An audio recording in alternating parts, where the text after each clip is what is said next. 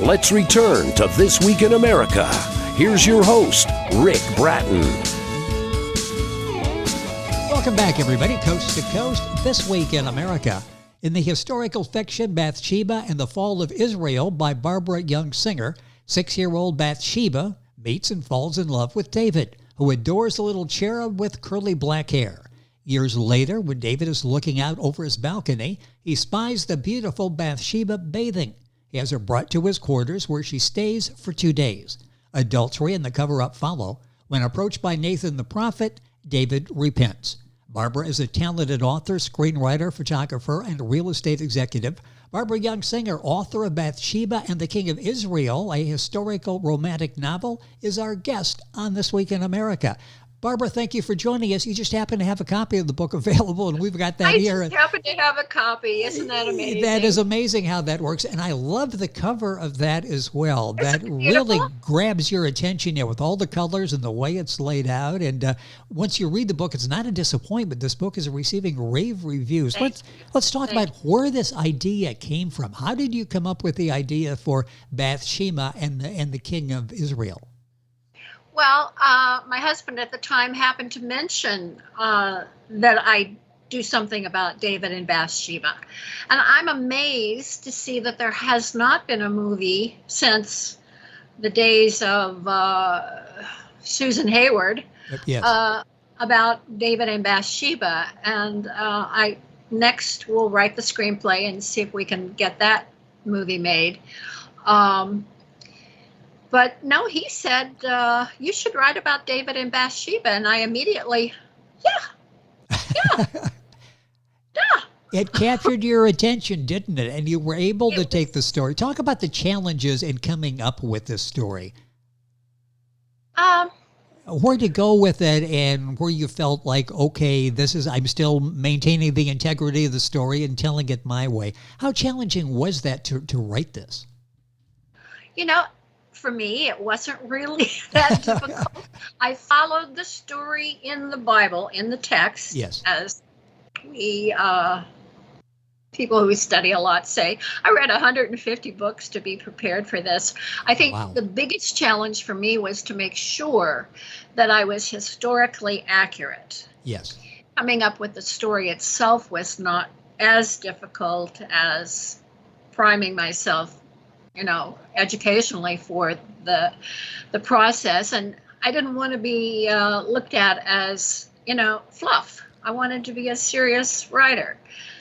So I really enjoyed the research. It was wonderful. And I finally said, after 150 books, put down the books, Barbara, and pick up the computer. Isn't that something interesting about research? And research is certainly easier now than maybe it was 30 or 40 years ago. I find just in researching, topics and guests for the program, it is. And sometimes you go, okay, when do you have enough? And obviously you figured 150 was right, and it works because the book, again, is doing so well. Bathsheba and the King of Israel, a historical romantic novel. Barbara Young Singer, the author, is our guest on the program.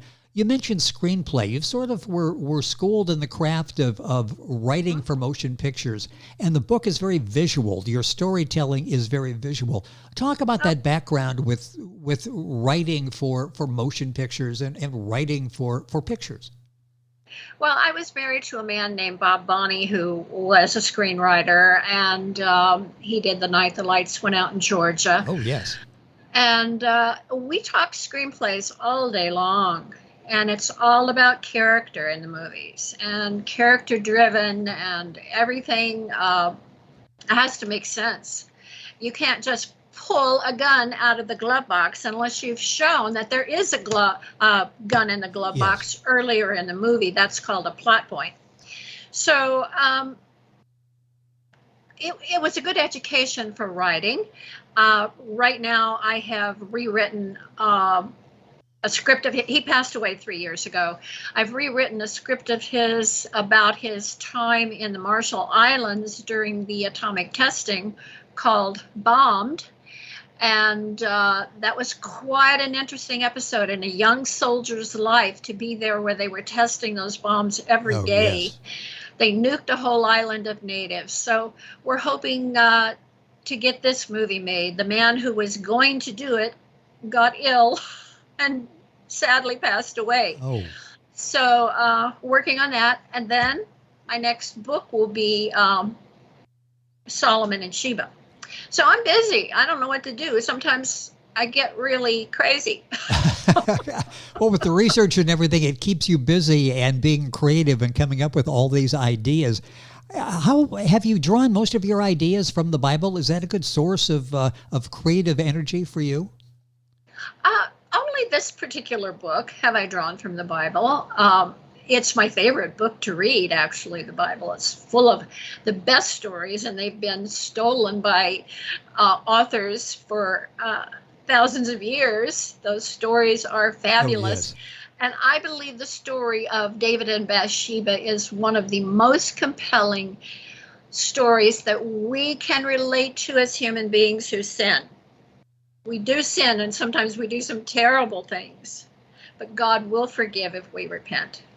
Boy, that is so true. The book Bathsheba and the King of Israel, the author, Barbara Young Singer, is our guest on the program.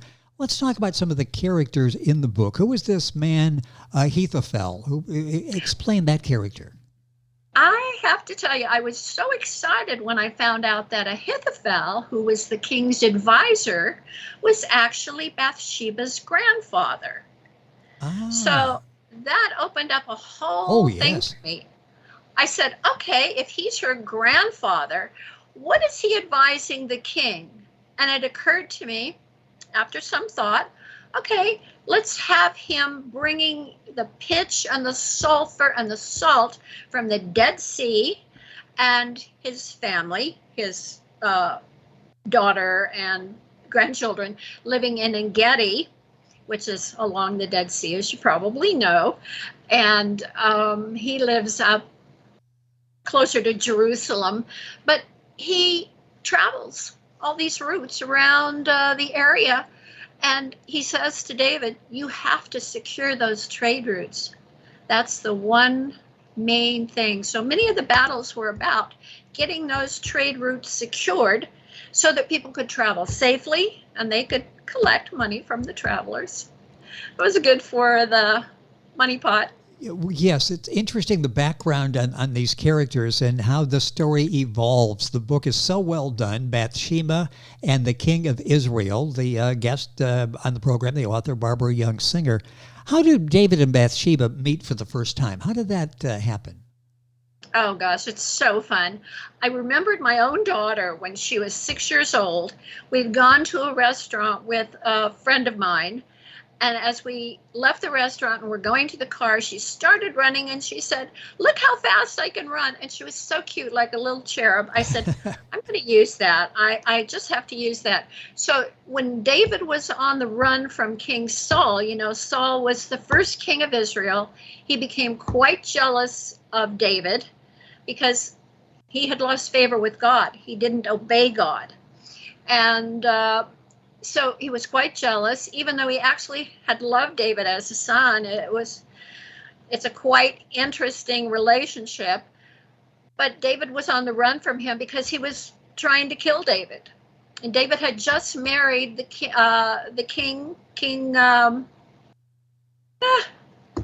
King Saul's daughter, yes. Michal. He had just married her, and he was given word that they were about to kill him, so he had to slip out the window and disappear and go to the priest at Nob to get provisions. He got bread, and he got actually the sword of Goliath, which had ended up there.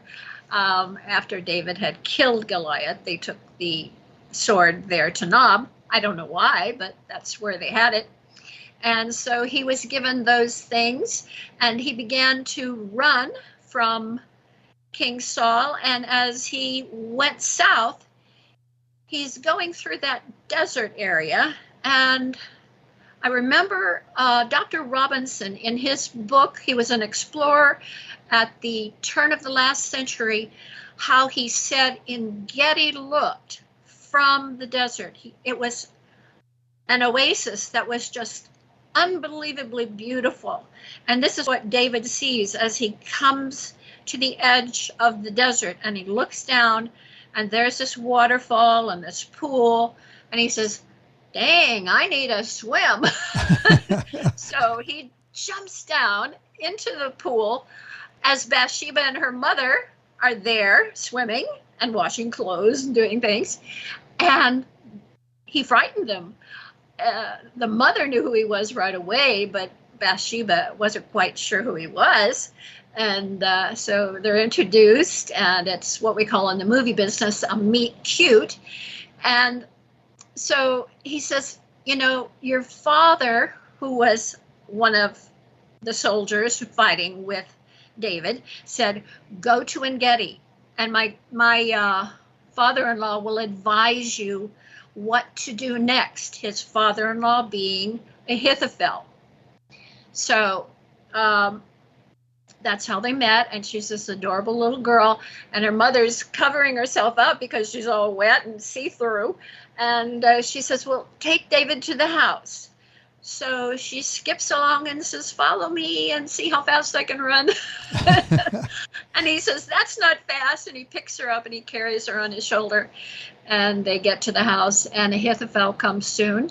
And they meet. And he says, the first thing you have to do is get your parents to safety. They were, of course, Jesse and they were in Bethlehem. Yes. And he says, you've got to get them to safety. And so they made what was the only choice they had at the time, was to bring them down to En Gedi, down to the southern tip of the Dead Sea, and across. They could ford across. There was a ford, so they didn't have to swim, to get across to Moab. And that was a mistake. The king of Moab eventually killed his parents, but he took his parents there and said, would you please take my parents? And the king said, yes, he would, but it wasn't a friendly relationship forever, sadly. Well, all the story unfolds in this book that is so well written by Barbara Young Singer, our guest on the program. The book is Bathsheba and the King of Israel, a historical romantic novel. You'll find the book at Amazon.com, the usual places. Barbara's website is barbarayoungsinger.com. Just very simple, her name and .com. And we'll give you this throughout the program. We've got it on our website, thisweekinamerica.us. Another interesting character, a man, Uriah. Explain who he is and how he fits into this story. Well, there were a lot of Hittites. They always referred to him as Uriah the Hittite. There were a lot of Hittites that were living in that area for many years, and some of them stayed behind, and some kind of melted into the Israelite community. Uriah did, and he was a very good soldier, and he was Bathsheba's father's best friend. Eliam was his name, and he was the one who, like I said, was her father's best friend. And when they got to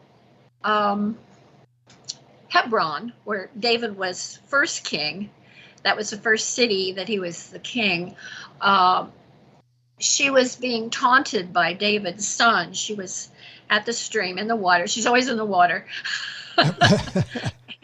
And he's taunting her and saying ridiculous things and throwing little stones at her. And she says, if you aren't the stupidest and ugliest of David's sons, I don't know what else to call you. And when she got home and told her father and grandfather, they said, oh boy, you would talk like that to the king of Israel's son? You're getting married. I will marry you right away. And so her father decides she should marry Uriah. Now, that is not a biblical thing. I put that in myself. I saw him as older and that it wasn't a love relationship. And, you know, when they came home from fighting battles, the men, they were wild and unable to come into the homes until they stayed outside the camp for a while and let go of that fierceness and the blood and the yes. They brought a lot of craziness, so they had to bathe and stay outside the camp for a while. But even when Uriah and Eliam, her father, would sober up and get going, they'd drink and they'd get kind of rowdy. And so Bathsheba wasn't too happy with that.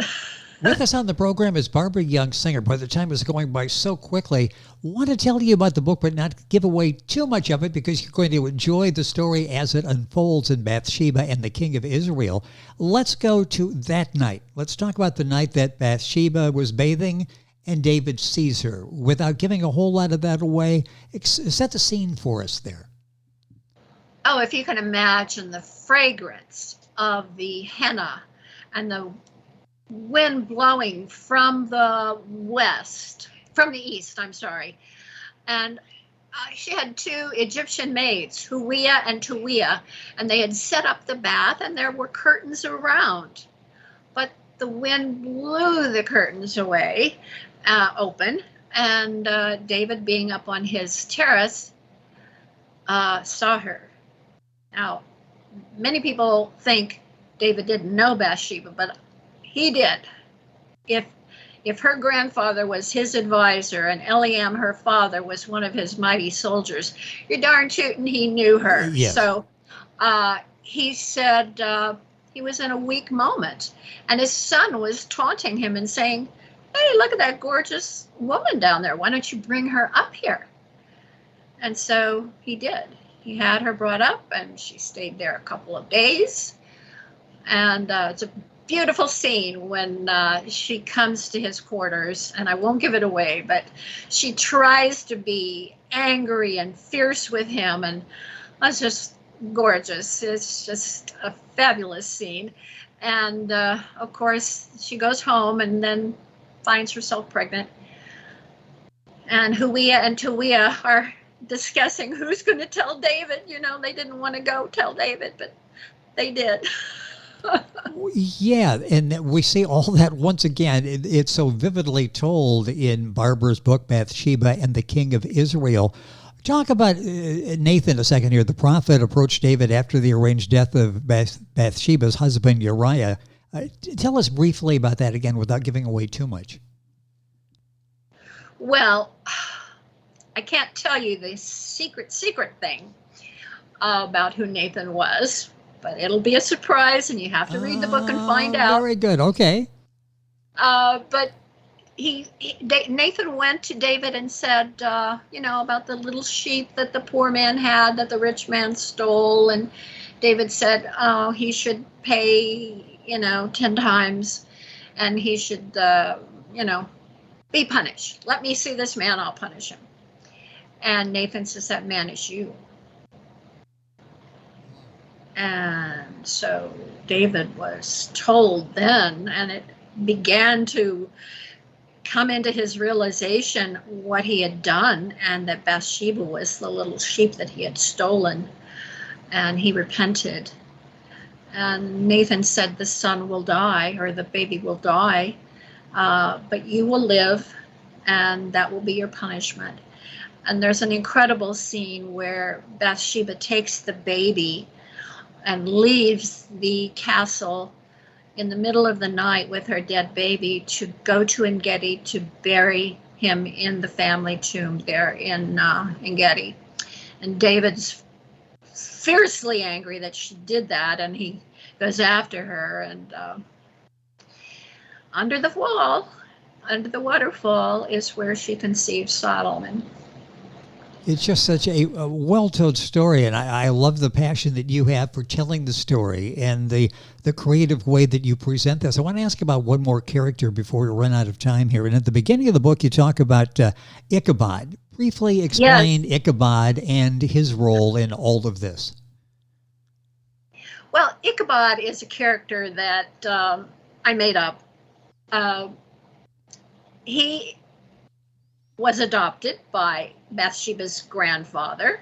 He was a young boy who worked for him on the trade routes, and he was so good at it, he finally adopted him. He didn't have, in my story, didn't have a son, so he adopts Ichabod.